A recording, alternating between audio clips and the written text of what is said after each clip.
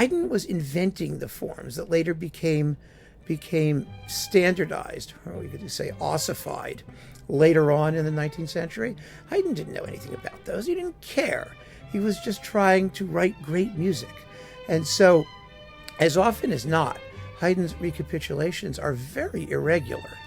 They're not normal, standard, balanced things. The balance comes in at the very end, usually in a coda or some sort of extended passage where the home key, the stability of the initial tonal area is reasserted. But usually he waits as long as possible to do that because he wants to keep you guessing. And he does with this. I mean, there might as well not even be a formal recapitulation. It should be like exposition and then development, ending.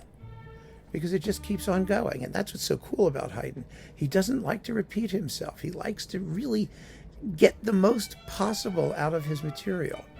And so once he's exhausted what he thinks is that little tiny second subject in the development, he just says, screw it. And he goes on and keeps on developing the first theme right up to the end of the movement.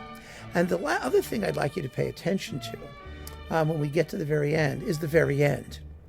Because, remember how all of these symphonies, from this period by everybody, not just Haydn, once he's